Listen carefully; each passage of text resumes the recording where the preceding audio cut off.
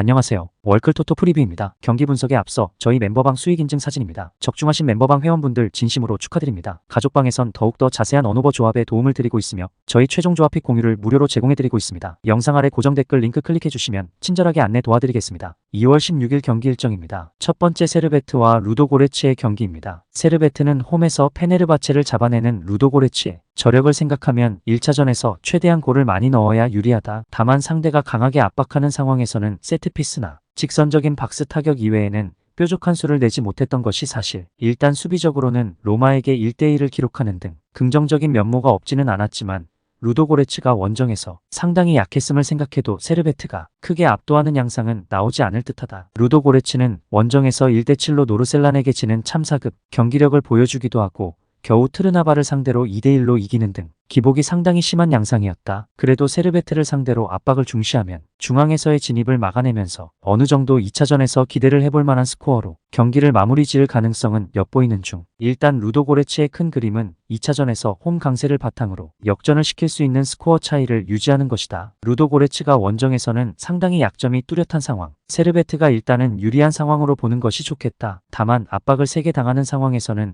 오픈 플레이에서의 정교함을 보여주지 못했던 것을 감안하면 루도고레츠가 원정에서 제법 높은 빈도로 당한 다실점 양상은 나오지 않을 가능성이 높아 보인다. 두 번째 레알 베티스와 자그레브의 경기입니다. 베티스는 이스코의 이탈이 조금은 아쉬운 상황이나 장기 부상에서 돌아온 페키르가 있고 측면에 배치가 되지만 중앙에서의 활약도 기대할 수 있는 포르날스의 겨울 이적 시장 영입도 베티스의 이선을 중시하는 플레이에 도움이 될 가능성이 높은 상황으로 볼 수 있을 것이다. 베티스도 느린 기동력이나 압박 시퀀스에서의 기복이 있다는 단점이 있는 팀이기는 하지만 일단 홈에서는 리그에서도 실점 통제력을 상당히 잘 보여주는 점은 인상적이다. 자그레브는 마지막 UECL 2경기에서 5골을 기록하면서 겨우 피오로 갈 수 있었다. 다만 올 시즌에는 페트코비치가 유럽 대항전에서는 늘 기복에 시달리는 등 믿음직한 주포로서의 면모를 보여주지 못한 것이 사실. 일단 라인과 점유를 높게 잡고 주도권을 잡는 것으로 탑독 운영을 중시하는 편이기는 한데 베티스도 미드필더를 중시하는 운영을 상당히 잘하는 편. 전력 상황에서 베티스와의 중원 대결에서 이긴다는 보장이 없을 것이다. 베티스가 홈에서는 실점 억제 능력에서 좋은 모습을 보여주고 있고 자그레브와의 중앙 싸움에서도 일단은 우위라고 볼 여지는 있을 것. 이스코의 이탈이 아쉽다는 평가는 해줄 수 있어도 페키르와 포르날스의 존재로 인해서 플래너라고 할 수 있는 이선 위주의 플레이에 크게 누수가 없는 상황이라고 볼 수 있을 것. 세 번째 아약스와 보데글림의 경기입니다. 아약스는 지난 경기에서도 화력적으로는 좋은 모습이었지만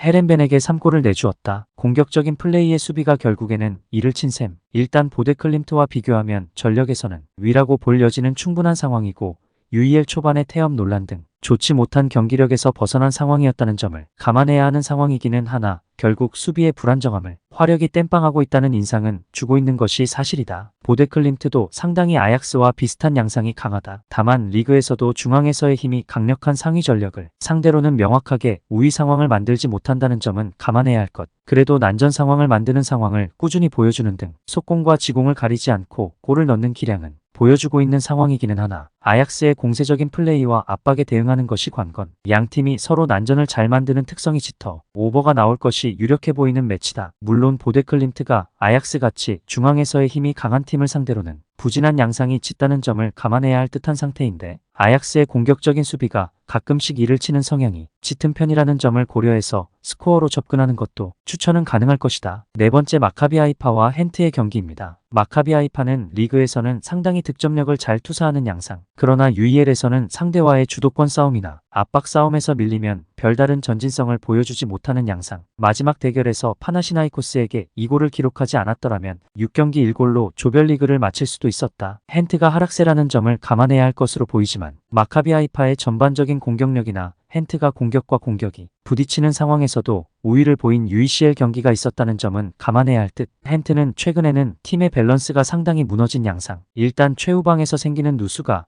헨트가 적극적으로 나서기 어려워하는 요소가 되고 있는 상황으로 볼 수 있을 듯. 그래도 전방으로 공을 보내는 상황에서는 투톱의 퍼포먼스가 어느 정도는 보여준 모습을 보여주었고 상대의 유럽 대항전 공격력이 별로인 상황이라서 굳이 헨트가 소극적으로 할 필요는 없을 수 있다. 헨트가 하락세라는 점은 감안해야 하나 마카비 하이파가 기본적으로 UEL에서 보여준 공격력이 리그에서와 사뭇 다르다는 점은 감안해야 할 것. 일단 헨트가 적극성을 보이는 상황을 보여준다면 헨트가 UECL에서 보여준 공격 대 공격 상황에서의 호조나 안정성을 어느 정도는 보여줄 수 있을 것으로 본다. 추천 배팅 드립니다. 가족방 입장은 고정 댓글 확인하시고 문의 주시면 실시간으로 무료 조합픽 받아보실 수 있으십니다. 오늘도 유익하셨다면 구독과 좋아요 부탁드립니다. 다음 분석 영상으로 또 뵙겠습니다. 시청해주셔서 감사합니다.